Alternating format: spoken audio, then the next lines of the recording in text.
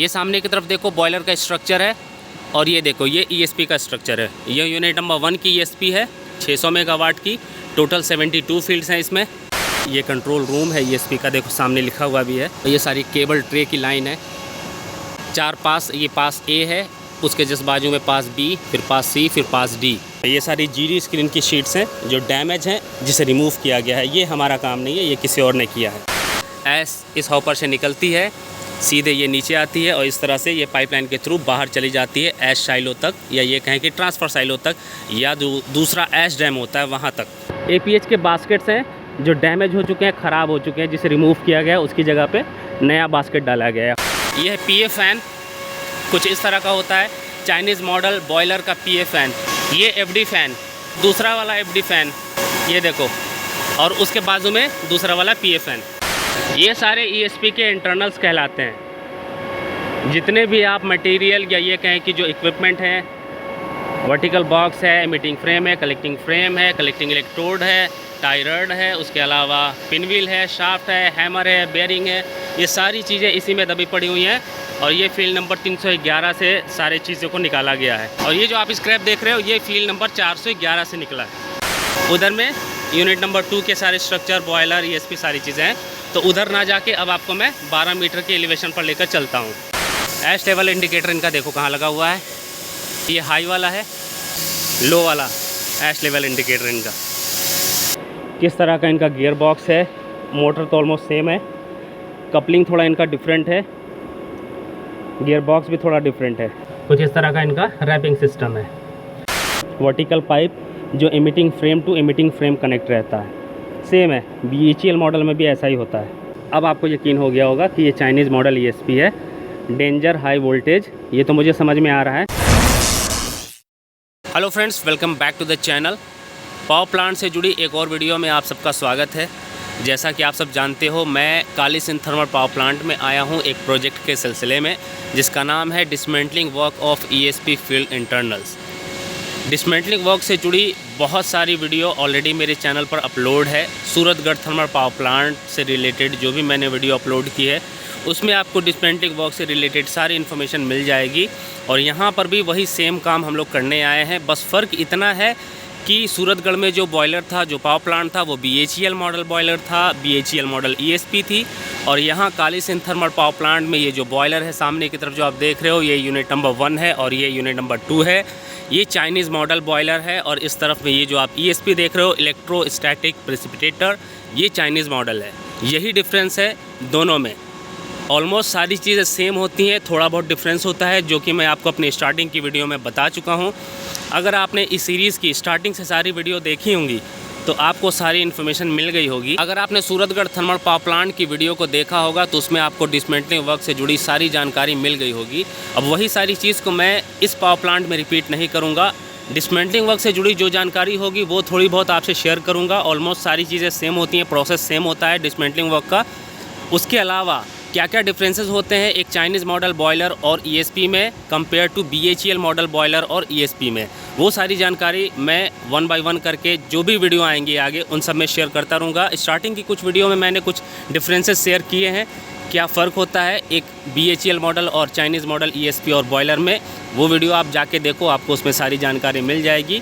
और आगे की जो भी वीडियो आने वाली हैं उसे देखने के लिए आपको चैनल को सब्सक्राइब करना पड़ेगा। सो चैनल को सब्सक्राइब कर लेना। तो आज से ये इस वीडियो की शुरुआत करते हैं। तो चलो वीडियो में आप बने रहना, वीडियो को एंड तक देखना। वीडियो अच्छी लगे तो लाइक और शेयर कर देना। चैनल पर नए हो तो चैनल को सब्सक्राइब कर लेना, ताकि इस तरह के और भी इंटरेस्टिंग इन्फॉर्मेशन आपको आसानी से मिलती रहे। तो चलो बिना किसी देरी के आज की ये वीडियो शुरू करते हैं। गाइज, इस वक्त मैं ESP और बॉयलर के बीच में खड़ा हूँ। ये सामने की तरफ देखो बॉयलर का स्ट्रक्चर है और ये देखो ये ESP का स्ट्रक्चर है। ये यूनिट नंबर 1 की ESP है 600 मेगावाट की। टोटल 72 फील्ड्स हैं इसमें। 4 पास होते हैं, जैसा कि आप जानते हो। 500 मेगावाट या उससे ऊपर के ESP में 4 पास होते हैं। 200-250 मेगावाट की ESP में 2 पास होते हैं जनरली। ये बॉयलर का स्ट्रक्चर है 600 मेगावाट का। तो ये रोड कंटिन्यू यूनिट नंबर 2 को कनेक्ट होती है। ये देखो, ये इस तरफ से मेन रोड है, ये सीधे मेन गेट की तरफ चली जाती है। सामने सर्विस बिल्डिंग है। ये पूरा कन्वेयर लाइन है जो आप जानते हो। ये कूलिंग टावर है जो आप मेरी पिछली वीडियो में देख चुके हो। तो अब मैं आपको सीधे 12 मीटर के एलिवेशन पर लेकर चलता हूँ फील्ड नंबर 411 में। इससे पहले जो वीडियो मैंने शेयर किया था आप लोगों से, उसमें फील्ड नंबर 311 से जुड़ी जानकारी शेयर किया था, जो कि कंप्लीट हो चुकी है। फील्ड नंबर 311 की डिसमेंटलिंग 100% कंप्लीट हो चुकी है। अब हम 411 की डिसमेंटलिंग कर रहे हैं। थोड़ा फ़र्क है, 311 की स्थिति बहुत ज़्यादा ख़राब थी, वो फील्ड बहुत बुरी तरीके से डैमेज हुई थी, जो आप देख चुके हो। फील्ड नंबर 411 उससे थोड़ा ठीक कंडीशन में है, पर वो भी डैमेज है। ठीक मैं इसलिए बोल रहा हूँ क्योंकि उस फील्ड को डिसमेंटल करने में हमें ज़्यादा प्रॉब्लम फेस नहीं करना पड़ा है कंपेयर टू फील्ड नंबर 311। तो उसमें के 100% कलेक्टिंग इलेक्ट्रोड निकल चुके हैं। अब बारी है फ्रेम की, emitting frame, collecting frame, vertical box, उसके अलावा जो भी रैपिंग सिस्टम है एमिटिंग का, कलेक्टिंग का, वो सब रिमूव करना है। ये सारा अभी बचा हुआ है, तो अभी आपको ESP के इंटरनल के अंदर लेकर चलता हूँ। उसके बाद आपको दिखाता हूँ कि ESP के इंटरनल में क्या क्या चीज़ें अभी बची हुई हैं। इलेक्ट्रोड रिमूव हो चुका है 100%, जो कलेक्टिंग प्लेट होती है 216। अब उसके स्ट्रक्चर बाकी है। तो किस तरह का स्ट्रक्चर दिखता है ESP इंटरनल में, वो भी आप देखोगे। तो चलो अब सीधे आपको 12 मीटर के एलिवेशन पर लेकर चलता हूँ और आगे की जानकारी आपसे शेयर करता हूँ। नीचे का नज़ारा आप देख लो किस तरह का होता है पावर प्लांट के कैंपस का। ये सारे स्ट्रक्चर हैं, इसके ऊपर में सारी पाइपलाइन लगी हुई हैं।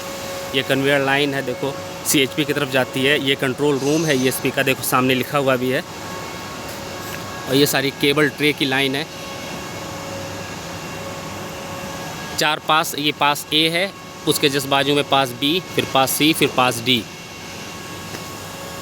और ये Kali Sindh thermal power plant है। काली सिंध इसलिए इसका नाम पड़ा है क्योंकि ये काली सिंध नदी के आसपास में बना हुआ है। और दूसरा, इसे बहुत से लोग झालावाड़ पावर प्लांट भी बोलते हैं, क्योंकि ये झालावाड़ डिस्ट्रिक्ट के अंदर में आता है, जो कोटा से 100 किलोमीटर दूर है। राजस्थान के अंदर में ये पावर प्लांट है। तो चलो चलते हैं 12 मीटर के एलिवेशन पे। ये सारी GD स्क्रीन की शीट्स हैं जो डैमेज हैं, जिसे रिमूव किया गया है। ये हमारा काम नहीं है, ये किसी और ने किया है। ये सामने की तरफ लैडर है, जिससे लोग ESP के 3 मीटर के एलिवेशन, 12 मीटर के एलिवेशन और ESP के टॉप एलिवेशन पर जाते हैं। ये देखो बिल्कुल स्ट्रेट वहाँ तक, ये 3 मीटर का एलिवेशन, वो 12 मीटर का, और इसके ऊपर में टॉप एलिवेशन। और अगर आप नीचे की साइड में देखोगे तो ये देखो, ये एज इट इज़ सेम आपको सूरतगढ़ थर्मल पावर प्लांट के जैसा ही पूरा नीचे का नज़ारा दिखाई देगा, जिसके बारे में मैं बात नहीं करने वाला हूं, क्योंकि ऑलरेडी मैं सूरतगढ़ थर्मल पावर प्लांट की वीडियो में सब कुछ बता चुका हूं। ये सारी जानकारी मैं इसलिए भी शेयर नहीं करूंगा क्योंकि आप कंडीशन देख लो, पूरे में ऐश भरी हुई है।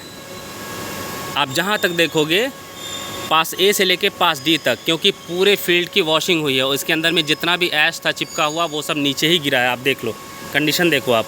तो ऐसे में पॉसिबल नहीं है कि मैं इसके अंदर में घूम घूम के आपको इन सब की जानकारी आपसे शेयर करूं।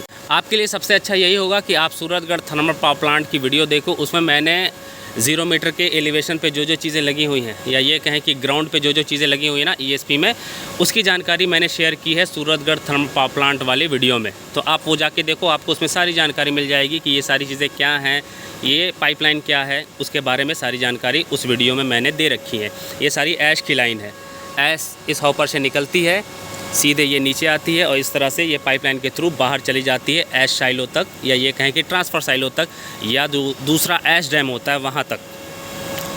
अभी उधर जाने वाली कंडीशन नहीं है, देख लो क्या अभी कंडीशन है। पूरा ऐश है, पानी है, उधर में स्क्रैप है जो हम लोगों ने डंप किया है, पूरा पहाड़ बना हुआ है स्क्रैप का। अगर आपको दिखा दूँ तो वो ज़्यादा बेटर होगा, कितना स्क्रैप निकला है फील्ड नंबर 311 से, वो भी आप देख लो। उसके बाद आपको मैं 12 मीटर के एलिवेशन पर लेकर चलूँगा।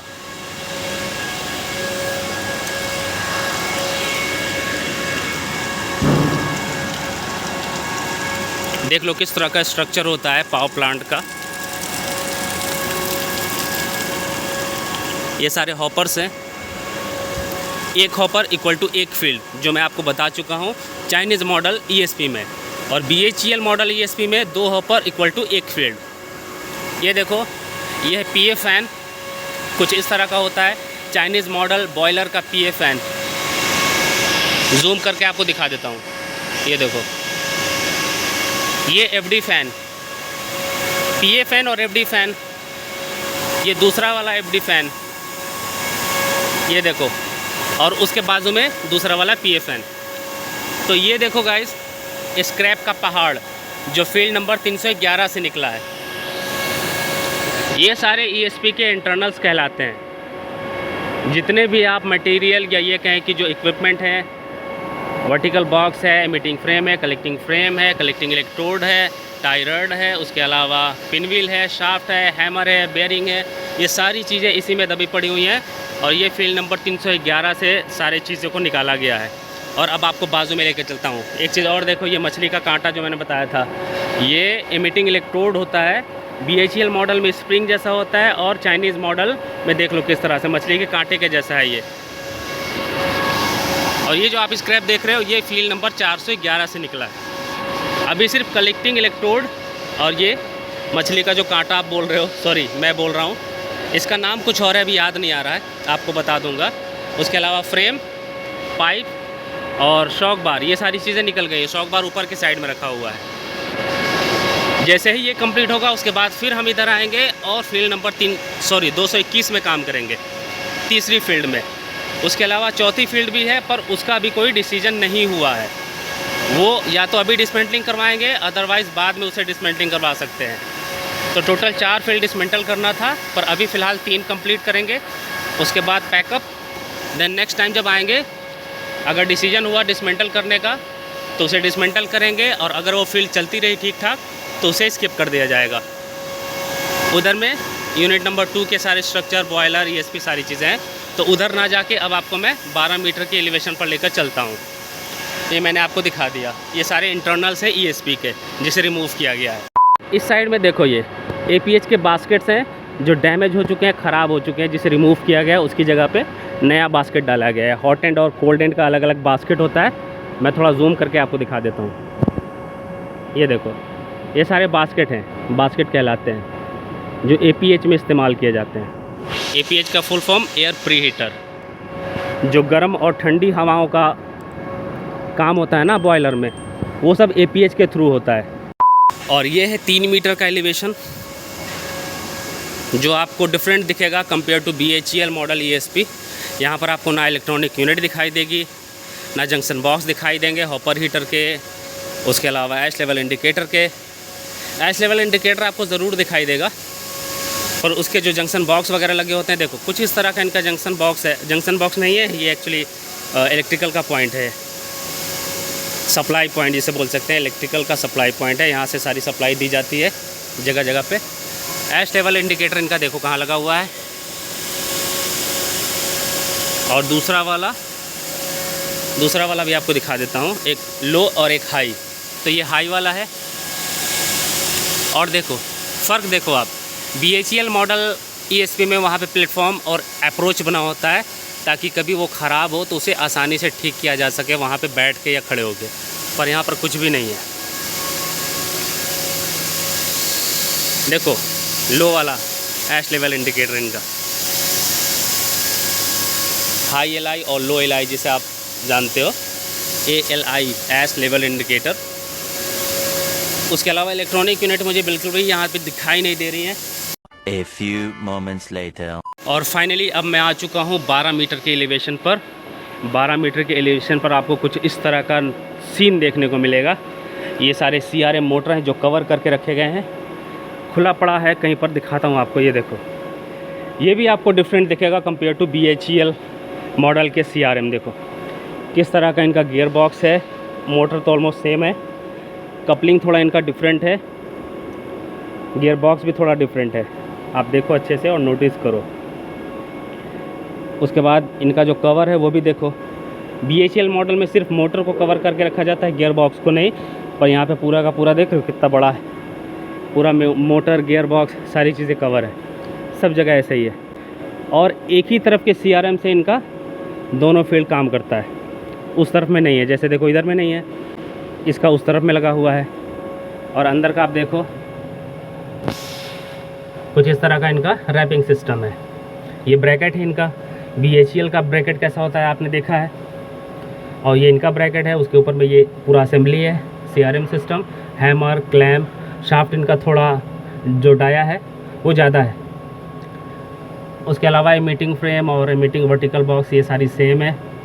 कलेक्टिंग इलेक्ट्रोड जो है ये 400 है और वहाँ वाली 600 होती है जो विद है उसकी। ये ब्रेसिंग है, ये दोनों फील्ड के बीच का गैप है।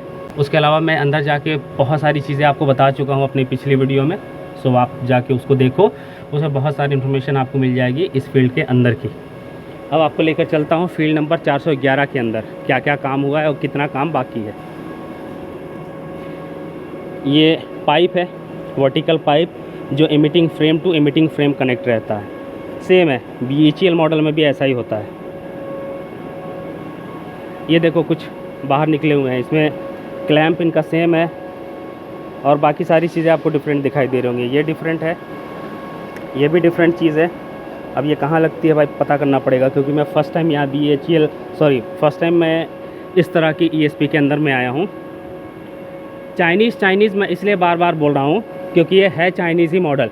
मैंने पता भी किया है, तो यहाँ के मैनेजमेंट वालों ने कहा कि जब ये बन रहा था ना तो सारा सामान चाइना से ही आया था। अब कैसे आया, इंपोर्ट एक्सपोर्ट का काम कैसे हुआ वो मुझे नहीं पता, पर जो भी आया सब चाइना से आया। देखो कहीं पे लिखा भी होगा चाइनीज़ में, मैंने देखा था, तो आपको भी दिखा देता हूँ। इधर लिखा हुआ है, किधर लिखा हुआ है, कहीं पे तो लिखा हुआ है। इस वाले में लिखा है क्या? यस, देखो अब आपको यकीन हो गया होगा कि ये चाइनीज़ मॉडल ESP है, डेंजर हाई वोल्टेज। ये तो मुझे समझ में आ रहा है, लेकिन ये समझ में नहीं आ रहा कि ये क्या लिखा हुआ है। तो जाहिर सी बात है, कॉमन सेंस लगाएंगे तो यही जो है ये लाइन लिखी हुई है चाइनीज़ में, देख रहे हो आप। इसलिए मैं बार बार बोल रहा हूँ। अब इसे अलस्टम ने बनाया कि किस कंपनी ने बनाया वो मुझे नहीं पता, बस ये चाइनीज़ मॉडल ESP है, आप इतना ही याद रखना। और क्या क्या फ़र्क होता है एक चाइनीज़ मॉडल ESP में और BHEL मॉडल ESP में, वो आप नोटिस करते जाना। तो चलो अब चलते हैं अंदर ESP के। ये लैडर है जिससे अभी मैं ऊपर आया हूँ।